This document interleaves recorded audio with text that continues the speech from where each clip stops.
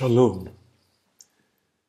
Hierdie jaar se Advent meditasies is 'n reeks van baie kort meditasies, maar wat ons nooi om net stil te word, saam stil te word rondom groot waarhede, groot uitnodigings, groot moontlikhede wat verteenwoordig word in Advent. Ons begin dan met hoop. En vandag dink ons aan hoop as die lig wat jy nog nie sien nie.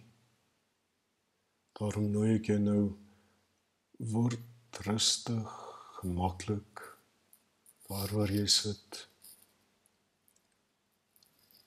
Laat jou lyf veilig in die stoel, die bank, die bed, insak. En asem in. En stadig uit. Raak bewus van jou hande, waar hulle rus. Miskien is dit in jou skoot. Miskien is dit op 'n lesenaar voor jou.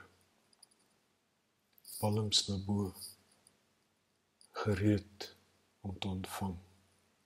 Oop. Raak ook bewus van jou sagte asemhaling.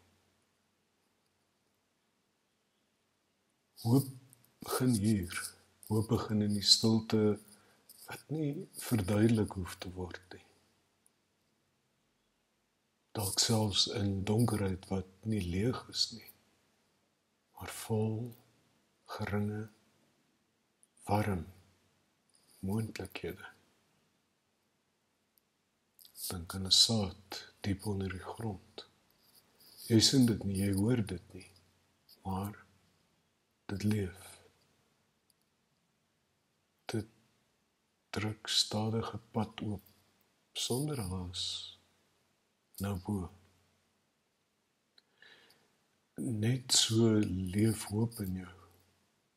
Dalk nie eers as sekerheid nie, maar as die stil fluistering van moontlikheid. Hoop sê, ek is nog hier. Ek is nie luid nie, maar ek is lewendig. Hou nou weer jou handpalms oop. Raak bewus van warmte daar. En dink, hoop is dalk nie die lig wat ek sien nie, maar die warmte van die lig wat nog kom. Laat die stilte vir jou fluister. Wat groei in my, wat ek nog nie kan sien nie?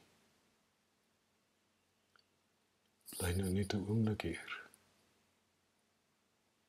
in hierdie stil, warm moontlikheid van hoop. En kom ons sit saam in die rustigheid, in die stilte daarvan. Shalom.